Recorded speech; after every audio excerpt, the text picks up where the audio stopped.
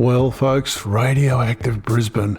If you go out on a nice, clear winter's night, do you see the Cherenkov radiation over Brisbane like this? It's got to be really dark. Like really dark because it doesn't exist. So this is a nuclear reactor. You don't get to see inside these things too often. This one's about 1 megawatt, so it's about 1,000th of the size of the ones they're proposing to build in Australia. As you can see, a nice healthy blue glow from the neutrons trying to break the local speed of light in the water and being moderated, which is why they're in water in this particular case. And this is it's a small megawatt's not small, but it's a small nuclear reactor. And they turn it on and pull it up by putting control rods in, etc., etc. Now this reactor runs on uranium, as do most nuclear reactors. And in Australia, we've got quite a bit of this stuff. Here it is here, but it doesn't occur like this in Australia. It's usually just a fine sand underground. However, we do have radiation in our food. Brazil nuts contain radium and they contain potassium, and so do bananas. Okay. Not those bananas. These bananas contain potassium-40, which is a radioactive isotope of potassium. As a matter of fact, pretty much everything you see here is to some degree radioactive, or not, but mainly radioactive, because of this stuff, radon. And we'll look into this. There's a lot of this around. It's not dangerous, but it's there. All sorts of radioactive elephants can be found in our society. So let's get to it. And let's have a look at Radioactive Brisbane.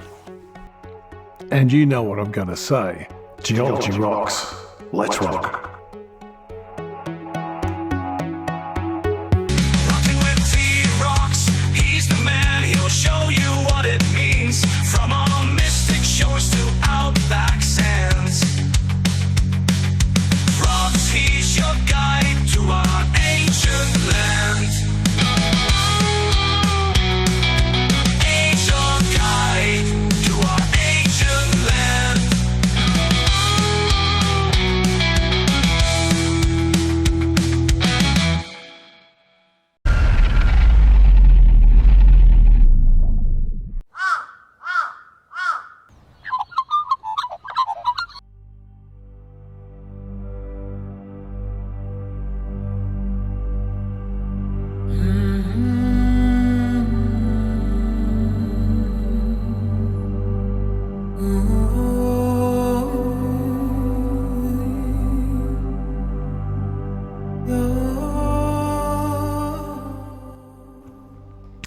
Well, folks, this, of course, is a radioactive city, the once city of Chernobyl in Ukraine, not in Russia, was in the Soviet Union, but was never in Russia. And I think we all know the story. This is what happens when it goes wrong.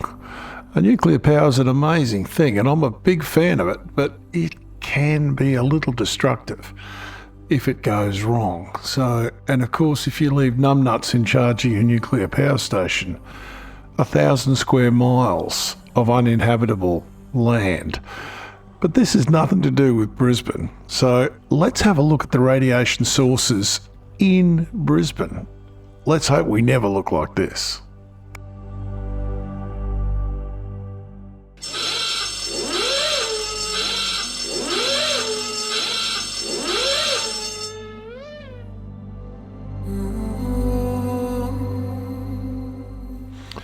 Well, I hate to get all sciencey, but if the rest of this discussion is going to mean nothing if you don't understand this.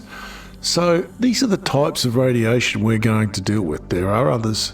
These are the ones we're dealing with. Alpha rays, they're not rays, they're particles. Beta rays, they're also not rays, they're particles.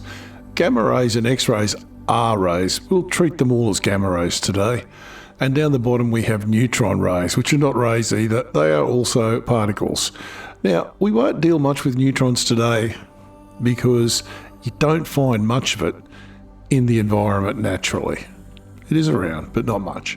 So alpha rays we find, beta rays we find, or beta particles, and gamma rays. Now, alpha particles are helium nuclei. one proton, one neutron, no electron. Highly positively charged. As they fly past another atom, they steal the electrons off it. They turn it into an ion. It becomes ionizing radiation. And that's all fun and games until it's part of your DNA, in which case you just got cancer, maybe, if your immune system's not working properly. So, yeah, alpha particles can be dangerous, but they have to get into you. They won't go through a piece of paper. They won't go through dead skin. So you've got to ingest these or breathe them, really. So beta particles, they're a little worse. They're basically high-speed electrons, where a particular atom has spat an electron out. Now, these things can do damage, but they don't penetrate very far. They're quite easily shielded. A sheet of copper, a sheet of aluminium will stop them. No problem at all. But they are a radiation source, and they will most certainly burn you. They're not really used in medicine or industry too much. So, yeah, they're around, and we'll talk about those. And then you've got gamma rays. Now, these things are really dangerous. These things will go through almost anything. They're used in medicine all the time. They're used in industry all the time. They're used in the food industry to sterilise food. They're used in medicine for cancer treatment and diagnostics. They're used in the mining and industry for non-destructive inspection of structures, and also for the mining industry use them to look through rocks and rock types. They also can be used in a gamma ray spectrometer, where they'll fire gamma rays at a particular target. What comes back tells you what's there, and you can walk up to a rock, squeeze a trigger, and bang, you know exactly what's in it. I think you've all seen these devices used on the tube at some stage. Very expensive, quite dangerous in the wrong hands, of course. So let's go on and see the sources of this radiation in our environment and what it will do to you. So the quickest ways to lose half your audience on YouTube is to put a periodic table on the screen. So, see ya. Anyway, we need to look at this. It looks complicated, and it is, but just to know that naturally occurring elements, I'm not talking about isotopes or man-made elements, everything above lead, which is 82, so bismuth and above, is radioactive to some degree. Some of it really radioactive, some of it not so much. And you see that little patch that says the anthonides there, the actinides, which are down the bottom, they're all radioactive. It all is. Now, just because you're below lead doesn't mean you're not radioactive. Hydrogen, one, has an isotope called tritium. It's radioactive. So if you start messing with the structure of the nucleus in any of these atoms, they can and will become radioactive to one degree or another. Some of them emit alphas, some of them emit betas, some of them emit gammas, some of them emit betas and gammas and all sorts of things. We don't need to know those details here. So anyway, that's the periodic table. I promise you, it's the last time you will see it in this video anyway.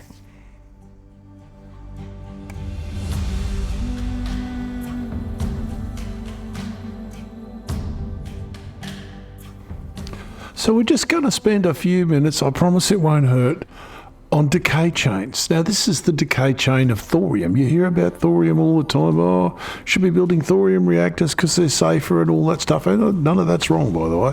None of that is wrong. The only reason we don't build thorium reactors is you won't see anywhere in that decay chain an element called plutonium, which is what people want for some reason. I'm not sure why. Must because it's a cute name. Now, I'm not going to go into that. This is the decay chain for uranium-235, which is what we react in our power stations around the world, everywhere. And it's a fairly complicated chain.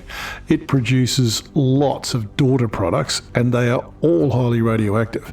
And quite a lot of them get left behind in the fuel, and that's what you talk about reprocessing, is when they take out that contamination. So, yeah. Lots of videos online about how this works. I'm not the guy. A, I'd be lying to say I understood it. B, I'd just be rabbiting someone else's work. So have a look at it. But I'm mentioning it because we're going to talk about these a little later on when we come to nuclear power.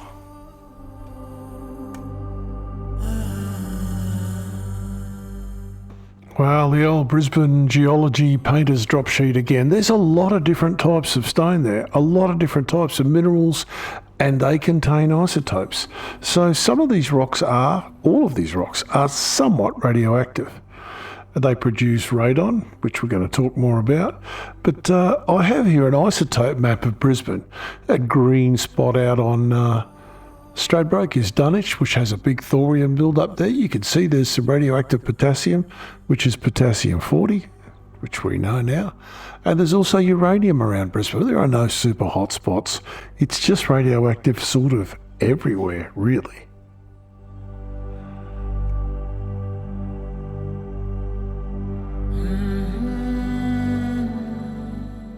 Folks, here we have a map of Australia that maps out the concentrations of radiation that comes from radon in Australia.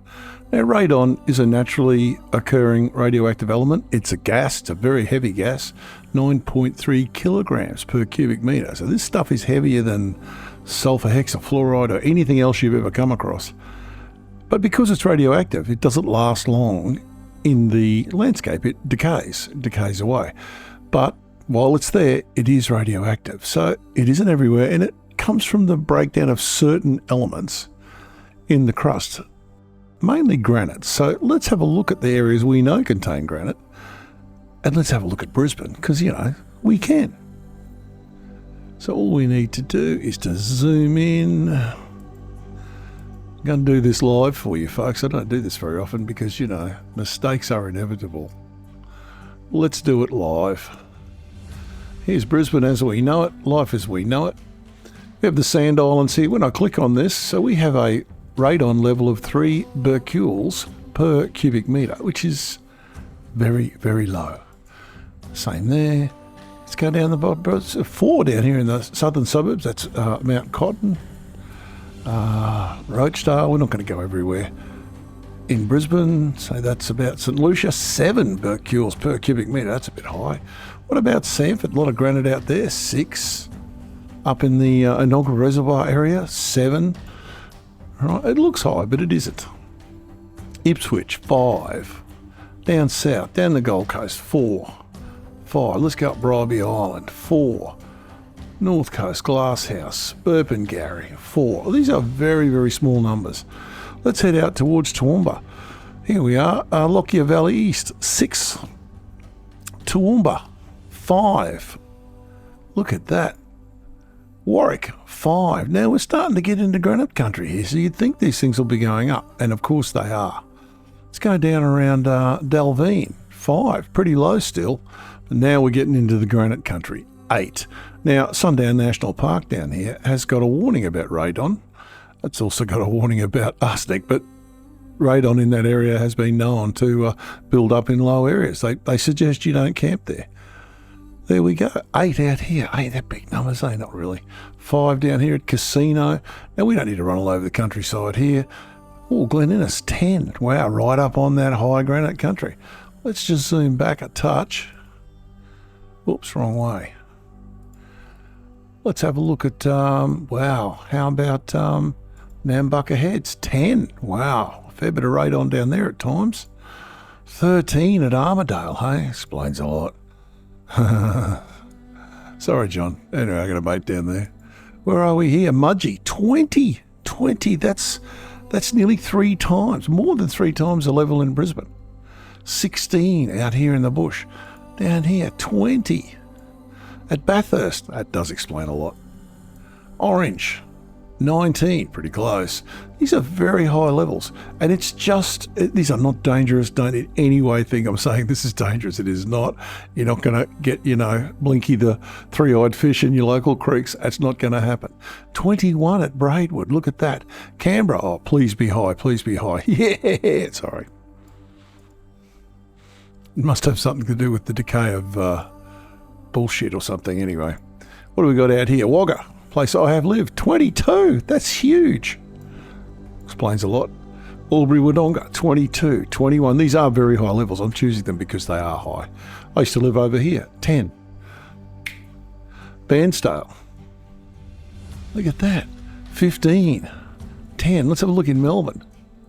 Wow, look at that, 16. Not so high, really. Even out here in the western Melbourne in the volcanics, it's a little higher, but it's not, to write home about. Mount Gambier you'd expect to be high-ish, and it is to some degree. And over here we go to Adelaide, pretty high in downtown Adelaide, 13. That is twice what you see in Brisbane. Kangaroo Island, 12. Get up into Adelaide itself. Now, these are the gamma rays that come from radon, not from anything else. So if you're going to go up to 16, that's getting up a bit up in Peterborough. If you're going to go up to Maralinga and places like that up here, Olympic Dam, it's not going to be remarkably high because the radiation up there is from different elements. Maralinga's from plutonium and uranium, and out here at Andamuka, where they've got the Olympic Dam development, that's got a little bit of uranium lying around there probably. So there you go. Now, I suppose because we are a national channel, let's have a look at Tasmania. 11, looking pretty good up where Rob lives, up here in the north end, Rob Parsons. 10, nothing too exciting up here in Tassie. And we probably should go over and have a look at WA because, you know, otherwise the sandgropers all complain. 20 around Perth, and that's, again, nothing too high. There are places in the world where that's over 100. And people still live there and they still have babies. They still got all the correct numbers of everything. There we go, up in the very old country here. Now, you would expect this to be not that not produce a lot of radium because it's a really old country.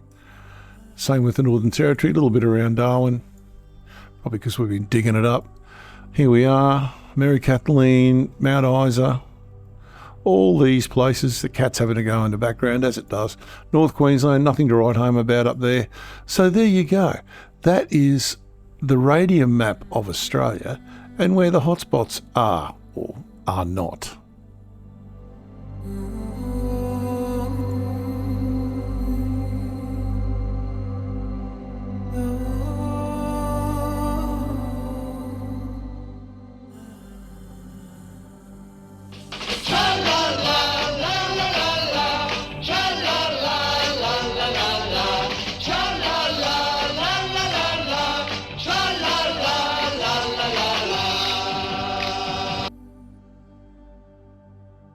So there was no way we're going to talk about bananas without the splits getting a mention. Just know that. So what are we talking about? The BED, or the banana equivalent dose. Now, this was invented by a physicist whose name is lost to history to illustrate the absolute minute radiation dose contained in a banana. You hear it all the time, bananas are really radioactive. No, they're not. That's bullshit. It's 0.98 of a nanosievert. That's 10 to the minus 9. 98 times 10 to the minus 9 sieverts. But to know if that's good or bad, we better tell you what a sievert is. Now, I'm not going to get carried away. The reason they pay people a lot of money to know this stuff is it's really complicated. But we can take some real-world examples to see how dangerous this stuff is, because your little radiation meters you buy, they'll tell you how many sieverts you've been exposed to.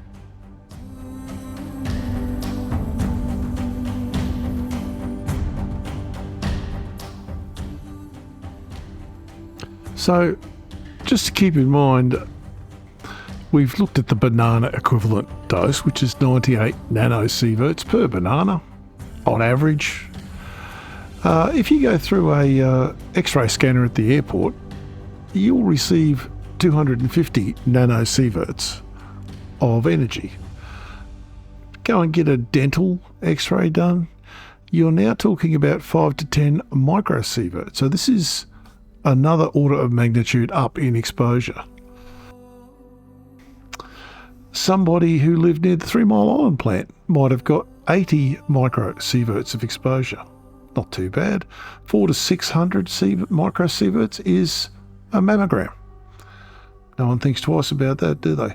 Let's go down. Flight attendants get exposed to microsieverts, millisieverts, but it's another order of magnitude higher per annum per year, because they're flying in the higher altitude and there's more cosmic radiation up there.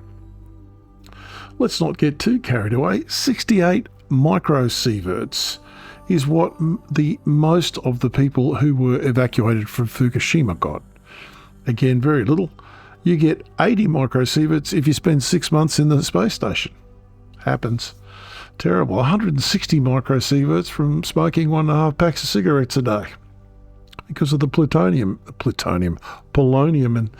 and lead in there. That's good stuff. 250 microsieverts. That's a 6-month round trip to Mars. Come on, Elon, get it going. There's lots and lots of examples. Well, let's go up a little further. You really start to get into the heavy, you're in serious trouble. The heaviest dose received by a worker at the Fukushima plant was 670 microsieverts. No ill health effects, I might add.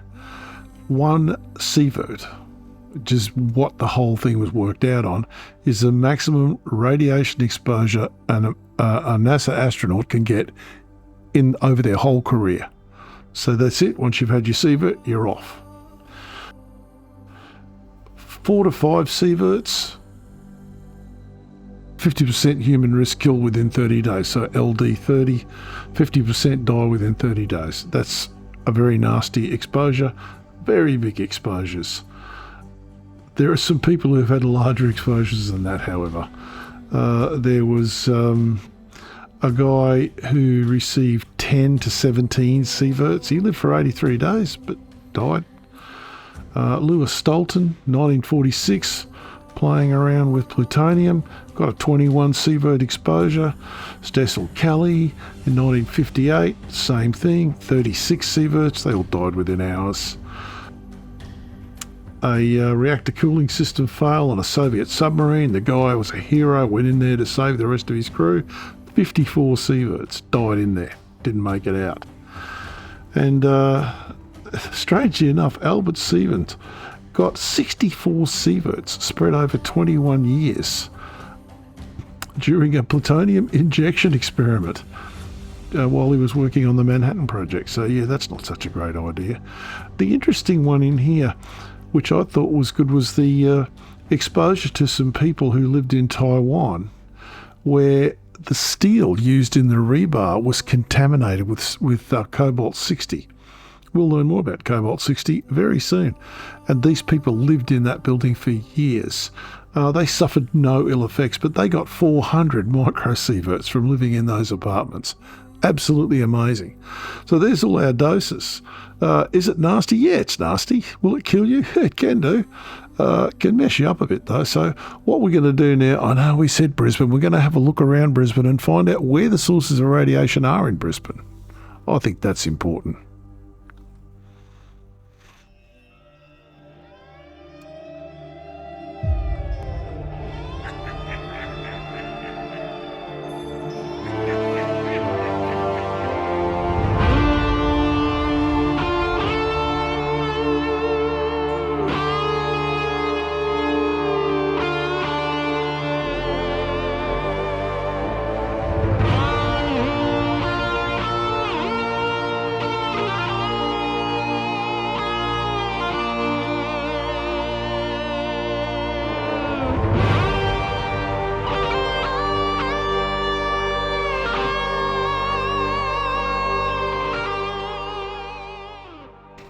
Well, Cobalt 60, folks. Well, both the RBH and the PA use Cobalt 60 in one of these things. It's called a gamma knife. This is a very specialised cancer treatment tool, and it saves hundreds of lives every year. And it uses multiple Cobalt 60 sources to fire what are fairly intense gamma rays to focus on one single point inside somebody's head, specifically used for brain tumours. And it's extremely effective at relieving pain, suffering, and prolonging life. So radiation's not always bad. Now, Cobalt 60 is pretty hot stuff. It's got a half-life of about 5 years, so it's really going. It's got a very powerful gamma ray. I'll put it, this is it, by the way, sitting in a tank of water. Some very, very powerful gamma rays. These are all from Cobalt 60. How do you make it? Well, you throw some Cobalt 59 into a high neutron flux reactor like this for a couple of weeks. And what comes out is quite a lot of Cobalt 60. So what else can we use Cobalt 60 for, T-Rocks? Well, if you've got some of these and you want to feed them pollen that's come from another country, you've got to go to someone like this, Steritech. This is up at Narangba, north of Brisbane. This is probably one of the most radioactive places in Brisbane. Don't worry, it's all under control. There is a Cobalt 60 source in here, and you can feed in food, you can feed in medical supplies, you can feed in animal food or beef food, and it goes through this system where inside a very well shielded area, the product is exposed to a Cobalt 60 gamma ray source, and it kills all bacteria. All living things are killed. The thing is essentially sterilised with no chemicals.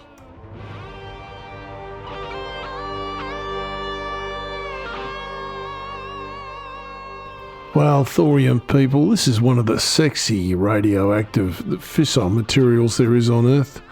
Used in these things. If you've TIG welded, their electrodes probably thorinated because it works better. It starts quicker, less splatter, amazing bit of gear, 2% thorinated, you're in business. Dangerous to your health? No, wear a mask. Brisbane, radioactive isotopes. We've seen this map before, but this bit over here, the green bit, that's thorium, and the blue stuff is uranium. There's uranium in those sands as well. So this is what it looks like. The heavies all concentrate together. And yes, thorium and uranium are heavy. They're in that black stuff. This is the sand mining on Stratty when it was in full swing. You can see the islands over in the background there. And these were serious operations. They didn't muck around. Do they do damage? Yeah, of course they do. But, you know, all mining is destructive. Now, the ABC had a problem with thorium. They wanted to move their headquarters because they had a problem at Toowong. They wanted to move their headquarters down to Newstead. Signed a contract on the block and everything.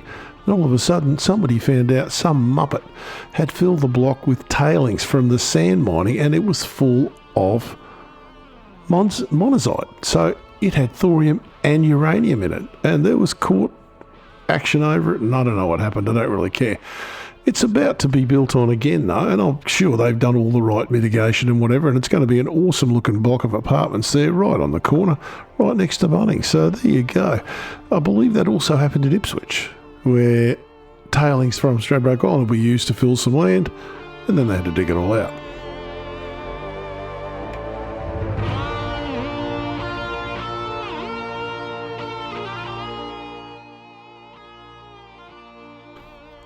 Well, folks, carbon. Let's talk about it. Because there's a lot of it out there. It's us, it's you and I, it's everything. There are 3 isotopes of carbon. Carbon-12, which is BOGO standard stuff. Carbon-13, which is a stable isotope. It's not a radioactive isotope. And then there's carbon-14, which is a radioactive isotope. Carbon-14 is how we do radiocarbon dating. Let's not get into the details here, but it decays at a known rate. It has a half-life of about 5,700 years. So you can work out how old something is if it contains carbon back to about 50,000 years before there's so little of it left you can't carbon date after that.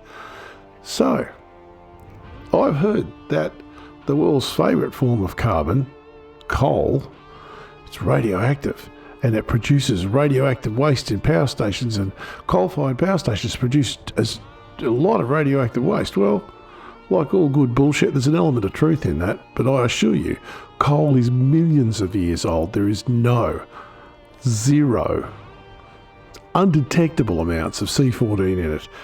Coal is radioactive because it has uranium and thorium in it, of course, but tiny little amounts of it. And in its native form, it's not a problem. But it is a problem if you burn millions of tons of this stuff. And guess what doesn't burn? The thorium, the uranium, and the other chemical in there that there's quite a bit of is potassium. We'll talk more about that very soon. And these do have radioactive isotopes. They make it through the coal generating station. They come out in the fly ash, and the fly ash is then concentrated by us. So yes, it is a problem. Is it a major problem? No, the fly ash is a major problem, don't get me wrong, for many reasons. The radioactivity in it is just one problem they have to deal with. And I think that as time moves on, we'll have to deal with it less and less. But yes, there is radioactive waste that comes out of coal-fired power stations. Is it a serious health issue? No. The actual fly ash is a really serious issue that no one is dealing with. We're looking at the fly ash ponds here at Lake Macquarie. That's one coal-fired power station. There are dozens of them around the Hunter Valley, and they all have these fly ash ponds, so, you know, it's not cool.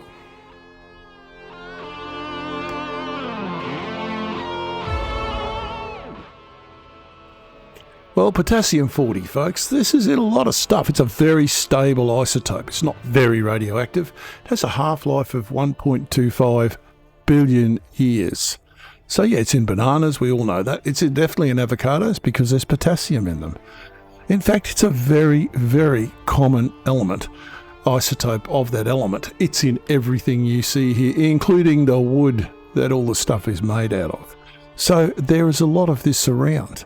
And foods that contain a lot of potassium, like Brazil nuts, are quite radioactive. And the Brazil nuts also contained radium. So yeah, they're a little bit, what's that quite? Not much. Granite. Some of the minerals in granite contain potassium, and they contain, therefore, potassium-40, because none of this has had very long to half-life out. This is probably one of the most radioactive foods you can buy because it has an enhanced amount of potassium in it. You'll actually measure this on a reasonable little Geiger counter or scintillator. So there you go, potassium.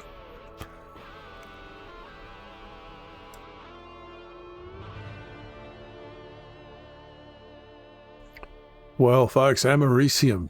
Well, the most common isotope of that is 241, and it's used in these things. It's used in the good ones anyway. And it just makes them so sensitive. But as you can see, they're a little bit radioactive. Normal counts per second there would be about 5. So yeah, they're a little bit radioactive, not too bad. But the lives they've saved, this type of radiation has saved thousands of lives around the world, because this little tiny chamber in here with a tiny little bead of americium the size of a grain of sand is able to detect smoke better than anything we've found. So we tolerate this radiation, and it's all through Brisbane, but don't worry, it's not going to hurt you. It might save your life.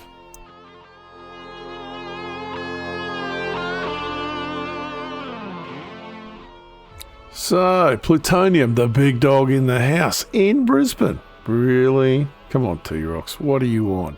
Well, this is what it looks like when it's in its raw state as they make it, because it's an artificially made material. This is one particular isotope, 238, that is so radioactive. It is glowing hot, and it's used in these things, radioactive thermographic generators. And there's one in Voyager that's nearly 50 years old, and it's still producing power. It was also used for a period of time in Brisbane in these things.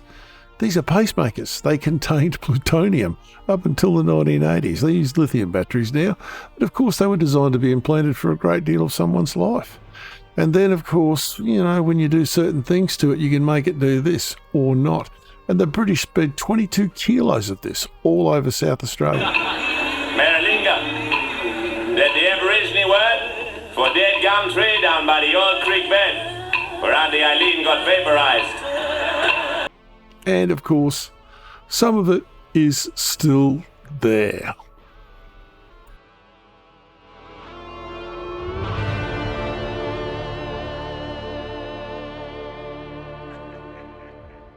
So folks, is Brisbane radioactive? Of course it's radioactive. Everything's radioactive. You, me, them, everybody. We're radioactive.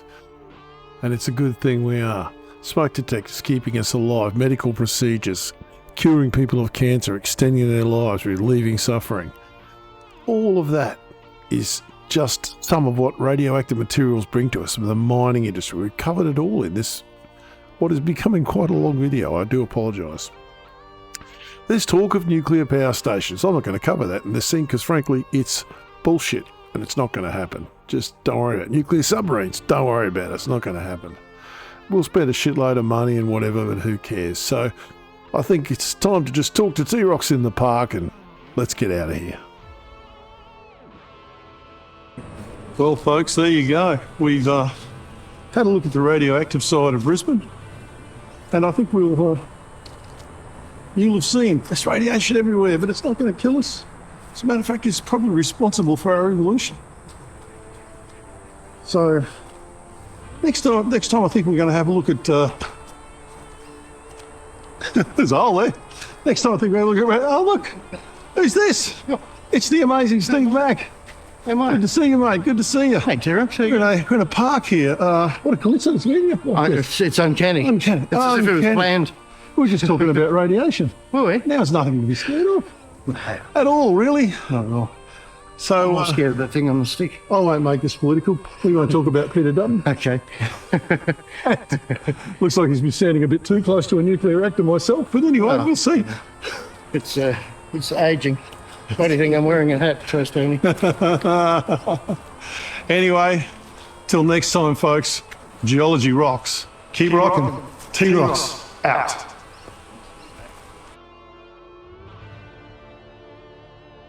A bit of a different ending on this one, folks. I've got a little bit of music coming from my old mate Pat McCormack over at Golden Rage of TV.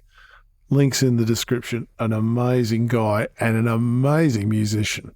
So we'll give you a little taste of what happens if you get your spiders too close to radiation and then one bites you.